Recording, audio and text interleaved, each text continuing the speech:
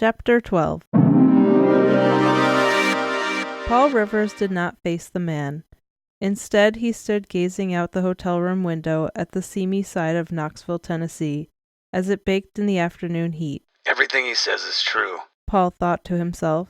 And yet, there are only two possible outcomes to the situation up there in the hills. Dr. Martin Choate, Paul's immediate superior in the World Psychiatric Association, said, Percy will not use the Hell weapon, and he will lose his pelt, and the ego of the human race will be lost with him.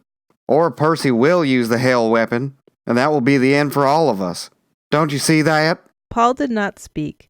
He only nodded. Yes, He thought. I see that, but I can't accept it. Then you must also see, Dr. Choate said, that we have no choice but to kill him and to burn his body, making it look as if he died in action, heroically. Our organization has already begun to make its move. 7 high-ranking WIC officials have already killed themselves under hypnotic suggestion implanted from their psychotherapists. Other more complex plans have already been set in motion, but we must have a martyr. We must have our John Brown, our crucified Christ. If we hope to gain the support of the broad masses of people, isn't the freedom of most of the human race more important to you than the life of one man, one murderous fanatic? Paul said. Why me? Because he trusts you. You saved him from Balkany.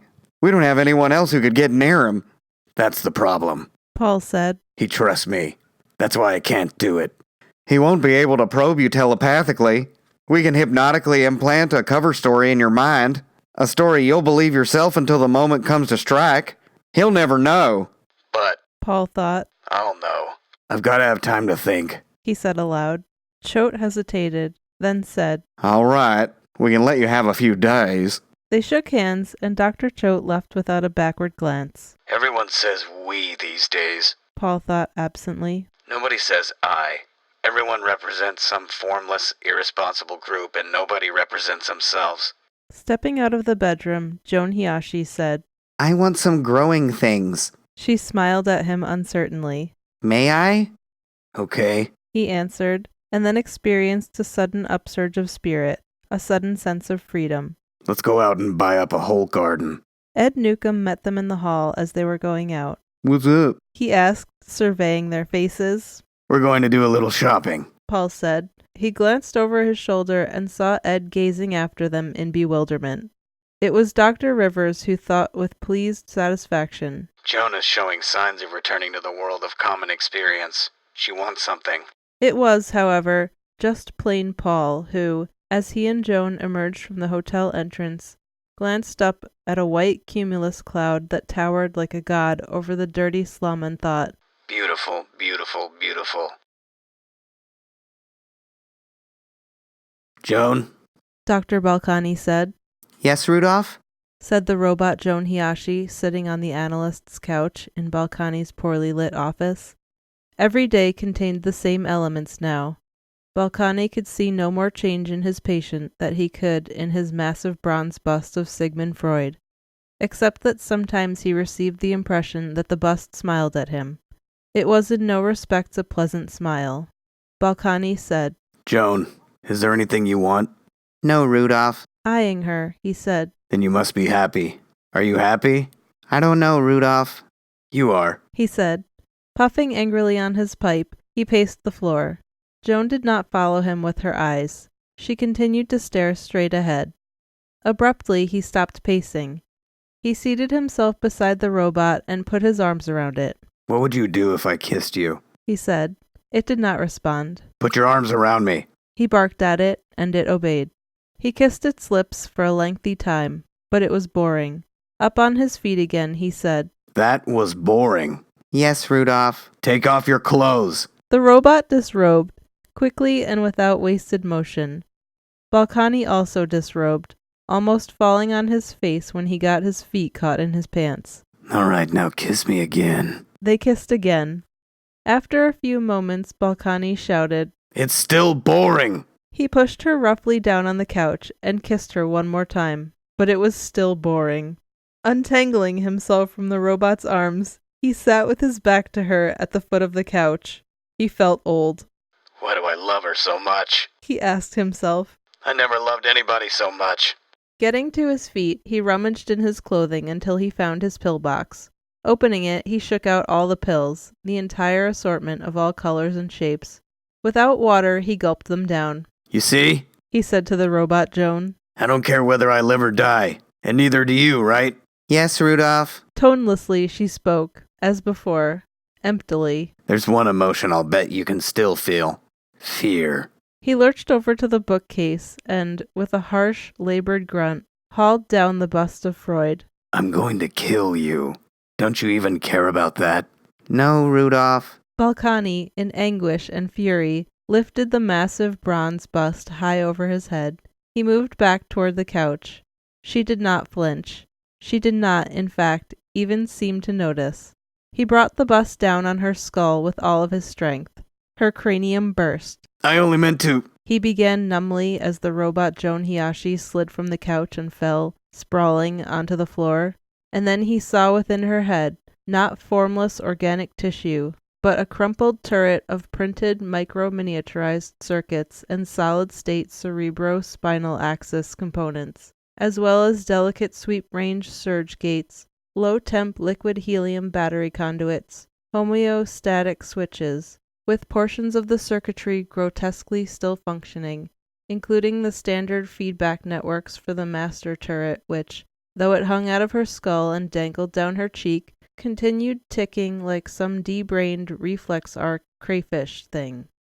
And he recognized the handiwork which had gone into the building of the thing as his own. Joan. He whispered. Yes, Rudolph? Answered the robot faintly, and then its power failed. Joan? Paul Rivers said, sitting on the bed of their Knoxville hotel room, in the hot red light of sunset.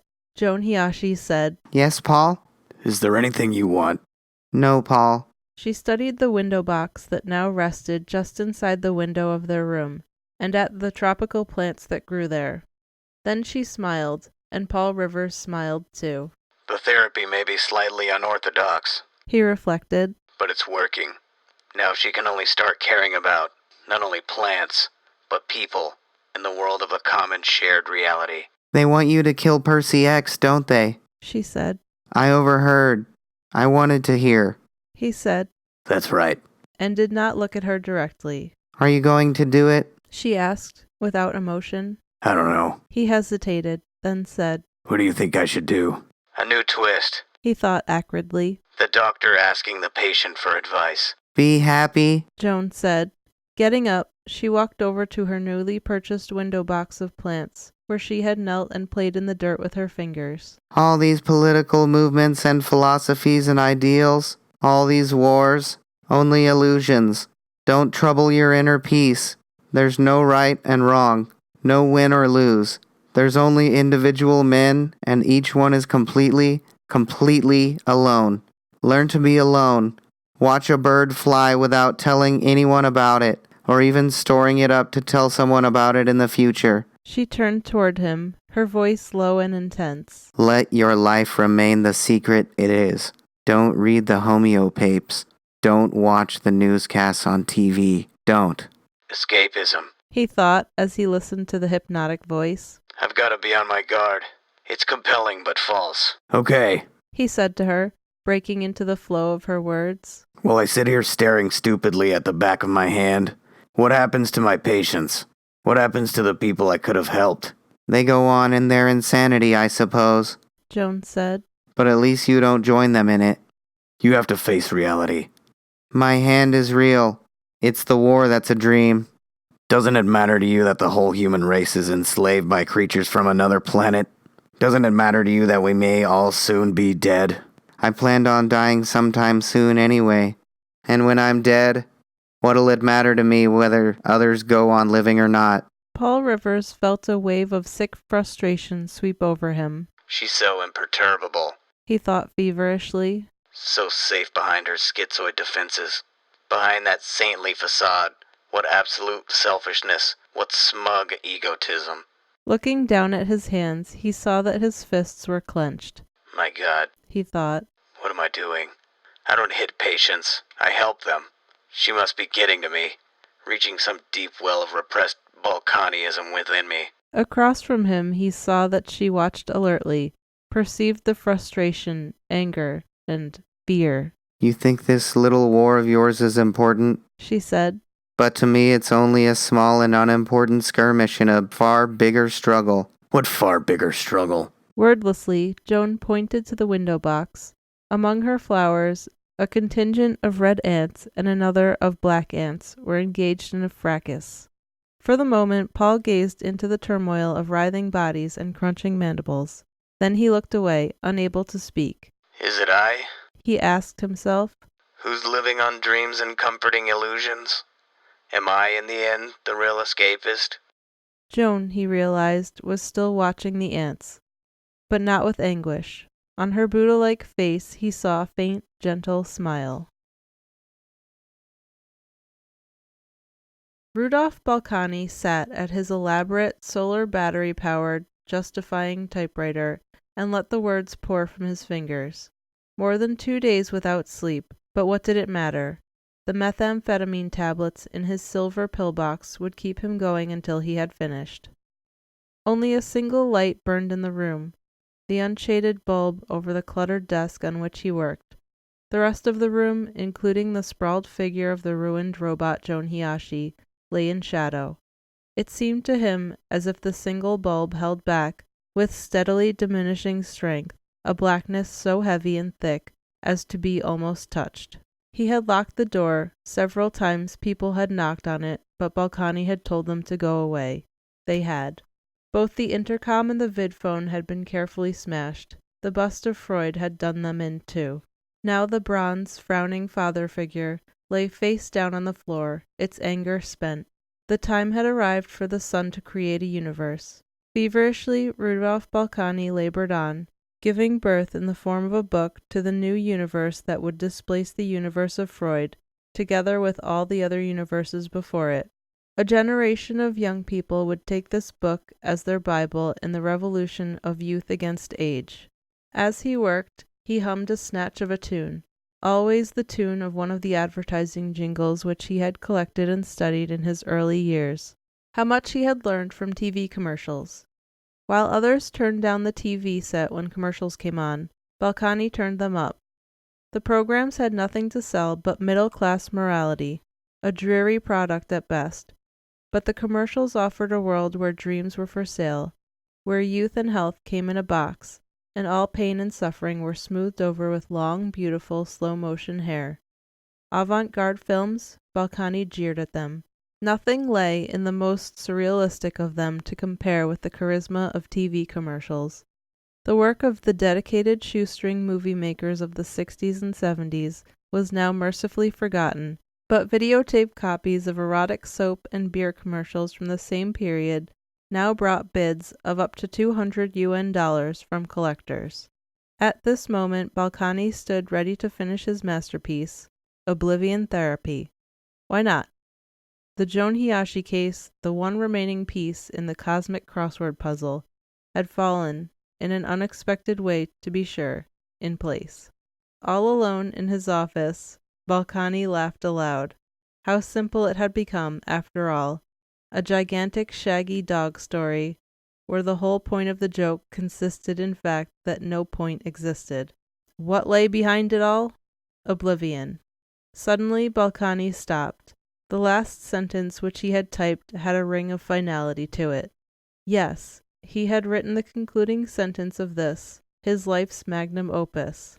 Carefully he removed the sheet from the typewriter and placed it with the rest of the manuscript. He then wrapped the manuscript with care and precision and addressed it to his New York publisher.